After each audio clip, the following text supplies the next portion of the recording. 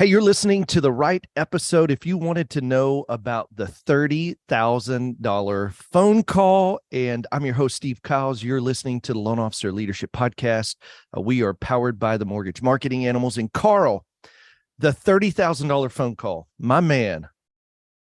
First of all, I'm sitting here. Most people are listening to this on a podcast, right? Yeah. Some of you are on the YouTube page watching the video of this. And I just realized, dude, they told me this is an original shirt. You've got the exact same. You copied me. Shirt.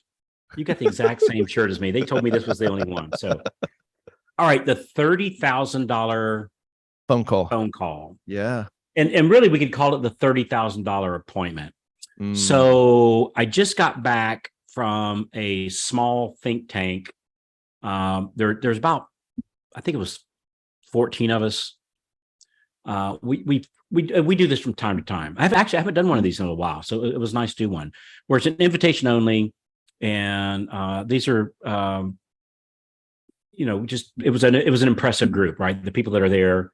This sounds kind of self-serving. I don't mean for it to, but it's an impressive group, and they're from all different verticals. So I'm the only one that's in the mortgage business. The rest of them are in some other business, and man, if you've never done one of those, really good stuff, right? Really good stuff. You know, it's funny when you walk into a room and it's Tiger Woods and Babe Ruth and Dan Marino for us titans older of their industry. Yeah. And you're sitting at the table going, holy crap, how did I get in this room? Yeah. You know, you're in the right room, right? And that's a really good thing to do. So one of the guys brought up, and this guy probably makes, I think he's coming up on that he's generated a little over $1 billion in revenue. I think he's at a little over 800 million right now. He thinks he's going to hit $1 billion this year.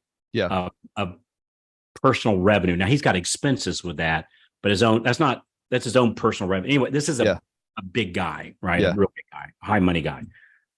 And he said, I only take a call. I only do a meeting if in my mind, this is going to be worth at least $30,000. Now I thought of that. And at first that's a little hard to grasp, Steve, because I think you and I come from somewhat of a similar background, probably me a little bit more so on being the working poor. I think you guys, y'all didn't drive a Rolls Royce either, but I think our 1972 Ford Pinto, we bought ours used, and you probably bought yours new, right? But we were poor, poor, right? Our poor, we were rich in other areas, but we were poor financially. Sure. Yeah, right? We qualified for food stamps. I mean, so we're on the same page. Yeah, I mean, there wasn't no new cars in our neighborhood. I mean, we were making it barely. Yep, same here. So at first, when I heard this 30,000 phone call, my first thought is, all right, well, crap, how often does that happen? Yeah. And then I thought, now, wait a minute. If I'm talking to a real estate agent and I've qualified that real estate agent, right? Not qualified him as a human being, right? It's in case somebody's new. You people have been with us, you know what I mean by that. Like, I'd never judge somebody as a human being being qualified and unqualified. Yeah. But in work performance, I would, right? So if I'm talking to a real estate agent that has the clients and the ability to refer me one closing a month, well, you fast forward that, if we get that, when we get that relationship's worth, in my world, about $3,000 a month. Yep. Right. Some of you more, some of you less per closing, but let's just say one closing a month, $3,000 as a hypothetical. 36 a year. Yeah. 36 a year. That's a $36,000 phone call, right? That's a $36,000 partnership. And so when you look at it that way, you go, well, I guess these $30,000 phone calls happen more often than what I thought. You know, it's not like I'm going to do the phone call, they're going to write me a check for $36,000, but we developed this relationship. Frankly, they could be $100,000. You know, depending upon the agent. I've met with agents that I've made literally $100,000 in a single year on their referrals, and I'm sure, Steve, you have too. And so I thought, all right, so maybe as a loan officer, maybe we would change that number just a little bit And I thought, well, because we do have clients calling in. Yeah. And I'm not going to make $30,000 from that client, but the agent that sent that person to me, or the source that sent that to me, maybe it was an accountant, maybe it was my past database, right? Yeah. But it is a 3,000 I've got clients that are doing loans. And so while they might not be worth $36,000, they're certainly worth 3,000 or whatever your closed loan is. So I think what I took home from that is, as loan officers and or branch managers, that if it's not likely at some level that this call is going to turn into a $3,000, and I don't mean 5 years from now, I don't mean some strategy that, hey, well, someday, you never know. Yeah. No, I mean, like, at the end of this call, we're likely to have an application in, we're likely to get a referral in. And not that it's possible that it happen, but it's likely to happen. Mm-hmm. That if it's not at least $3,000, I'm not going to make that. I'm not going to do that. So like, I tell you what's in the back of my mind now, I'm kind of alluding to, and man, I hate to do this because I know sometimes this can alienate people, and I don't mean to do that. But as the saying goes, I love you enough that I'll risk our relationship to tell you the truth. Yeah. So I'm thinking of like networking groups. Oh, yeah. Yeah. Right. So now I'm not talking about the associations where they're teaching the CEs, maybe yourself or our friend Frank Garay, is our friend Chris Johnstone, or whoever, any number of people are teaching classes and you're learning something. I'm not talking about that, right? I think that's different. Yeah, that's education. We're learning. Yeah, we're growing. Education is invaluable, right? 100%. Single thing that's moved me. But then actually doing what you've been taught is a required part of that too. You're talking about chamber happy hour. I'm talking about going to the happy hour, popping some corks, yucking it up with my loan officer buddies, which I enjoy doing. Right. Yeah. I just understand I'm not going to make any money there. Yeah. The likelihood of me leaving with a loan that day or the next week is just not real high. Now, we might have a good time, and that's okay. That's okay to do Saturday. That's okay to do Sunday. That's okay to do at 5:01 after work, right? But understanding it's also okay to do the crossword puzzle, to go for a walk, to skip stones across the lake. All those are fun things to do. I just don't lie to myself and say, all right, Carl, if I go skip some stones, I'm going to make more money. Frankly, the pondering part might make me more money. I make a lot of money pondering, right? I make a lot of money pondering. A whole lot. I know you do too, Steve. Sometimes we ponder together, and man, that's some of our best magic, right? 100%. So I'm not taking away, but that's what we do after hours when we're going for that evening walk, or we're walking the dog, or maybe we're just having a quiet moment with the missus. And sometimes we talk about them, sometimes we talk about the kids, and sometimes we're just quiet and we just ponder, right? But the thought of like, I'm going to go to this thing and meet other loan officers and we're networking and I'm officially working, that's likely not happening. I'm not saying not to do those things. I'm saying not to do those things during work hours expecting to get loans from them, because it's not likely. Mm-hmm. So on this $3,000 rule, the one thing that's a requirement is brutal honesty to self. Yeah. And that's a hard part, because let me tell you something, brother. Great salespeople like yourself, like myself, like the fine people listening to this podcast today, you guys are all great salespeople, or most of you, some of you in support roles, most of you are great salespeople. And there's no easier person to sell than ourselves. I can sell myself that, rearranging my desk is going to help me get more loans, because then my mind will be clear of all the clutter and the loans are going to come, right? I can talk myself into that, right? So I have to get brutally honest. Yeah. What's the likelihood that I will be taking application in the next 8 hours from this activity, from this phone call I'm doing today? And if the likelihood is great, then make the phone call, go to the meeting. Yeah. If the likelihood is not great, you got to let it go. Here's an example.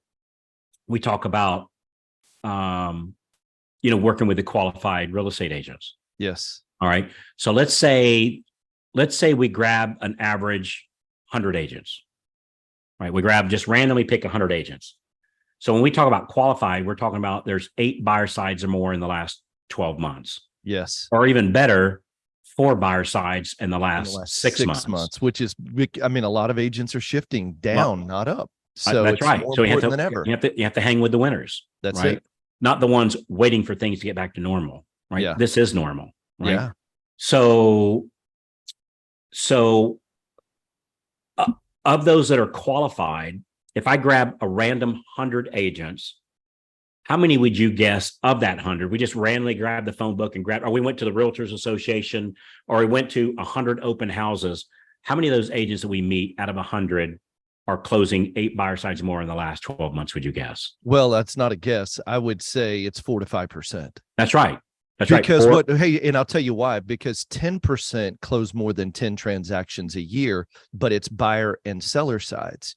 So the buy side drops it down even further to half, and it's like 4 or 5%, Carl. That's so right. I go hang out with 100 agents. How do you know you hit the bullseye and got the 4 or 5 that are actually doing the business? Which is 1 out of 20. It's crazy. It's 1 out of 20. Hey, well, we use this example at the boot camp, and it's like, hey, if I get an unqualified agent who does 4 buy side transactions a year, how many am I likely to get the opportunity at 2? Out of 2, how many will I close? Well, we average 1 out of 4. So that unqualified agent takes me 2 years to close 1 buy side transaction. That's just too long. You can't stay in business. That doesn't meet the $3,000 phone call. No way. Remember, the rule is it's likely to result yes in a $3,000 application or referral. Yep. Coming to me in the next 8 business hours. Right. Yeah. So what's a likelihood of that happening? So if I'm talking with an agent, random agent, they got a 1 out of 20 to even have the capability of referring to me. So so if we're talking about 1 out of 20, how likely is it that if I randomly stop an open house, that's going to be a $3,000 meeting? Well, it's a 1 out of 20 chance. Yeah. That's so brother, listen to this. We would have to go to an open house every week for almost a year to meet 1. Man. So in other words, we went to an open house for a solid year every single Saturday. Yeah. 2. Wow. 2. Hey, Carl, it goes back to it's not their fault. It's not my fault. It's not your fault. It's No. not our listeners' fault. You know what happened was our industry is so intoxicated with busy, and you hear this, go to the networking, go to the luncheon, go to do this. And we have a slide that you use at the 2-day boot camp, and I love it. If you see your neighbor digging a pool with a spoon and you got a backhoe sitting next to it, man, we want to give you the backhoe. And what we've learned all of these years is that we're lasering the bullseye. Do you want to be busy or do you want to be effective? If you could achieve the results you want in a handful of hours a week versus 50 or 60, man, we'd love to show you a better way. And that really has to do with the qualified agents and understanding that the power of what that appointment, what that time slot, what that call is worth. Man, I love your question too, Carl. You're really challenging me and our teams about, man, will this meeting make us money? Doesn't mean we don't do things that don't make us money. But if we're locked in and we say, man, we're committed. I was talking to a loan officer yesterday and he said, my wife is counting on me. And I said, brother, if your wife is counting on you, is the call you're making today, does your calendar reflect the effectiveness of your wife counting on you and having real results? And he said, man, I got to dial it in. And we spent time dialing it in because his wife's counting on him. Man, that's strong, man. Because and I would say, whether we're talking about our wife or our husband, or our mom or our kids or our pet parakeet that's relying on us to bring the bird seed to the cage, right? That's it. That on this call, could I look that person in the eye and say, I got your back? So in your case, you look at your calendar today and you look at all the calls and meetings that you're doing, and then looking at your wife, the wonderful Miss Stephanie, the lovely Mrs. Kyles, and you say, Steph, babe, I got your back. I got your back. I got your back just like you got mine. Right. And man, that'll make you look at your calendar. Yeah, that'll make you look at your calendar. Well, and evaluate the effectiveness of the call. And, Carl, one of the things I'm thinking right now, if you're listening today and you say, man, I need help with this very thing to make sure I'm doing the right activity, go to freedomplanningcall.com. Myself, Carl, Kristen, Frank, one of our team members, one of us will get on a call and just literally help you map out the effectiveness and making sure that, you can look at your calendar and say, this 30 minutes, man, it's worth another $3,000. It's got the potential to bring it in, and you're doing what it takes in today's environment. I just am so thrilled. We've got a Freedom Club event coming up here in Nashville, and I get the privilege of talking to everybody who's going to be presenting. And I'm thinking about Mara Lee, man. Hey, and going from 0 to double digits in 4 months. And Carl, I talked to a brand new loan officer yesterday, Kevin. He's literally been in the business less than a year, closed 9 transactions this month, Carl. And I said, bro, okay, let's talk about it. And he said, all I am doing, I don't know anything else than to follow the plan. And, it just goes back to, you've got to have a plan that's helping you be the most effective that you can be, and making sure that every call, every appointment, everything that you're attending and doing moves the needle, or else you don't do it. And we can help you with it. freedomplanningcall.com. We'd be honored to invest 45 minutes to literally help map out a plan for you, so you too can be like so many of the people that we're seeing have massive success. So it's huge. And I can tell you it. You want to talk about a $30,000 call? That's a $30,000 call. Mm-hmm. Yeah. Well, freedomplanningcall.com. Hey, give us some closing thoughts and we'll wrap this episode up. But man, be thoughtful in the power of your call. Is it worth 30,000? Does it have the potential to give you 30,000? So give us some closing thoughts. My closing thought is, you've got to protect your mind. I protect my mind like I protect an 8-year-old little girl. You know what I mean? I treat, this might sound weird, but it's a real thing. Yeah. I treat my mind like it's an 8-year-old little girl.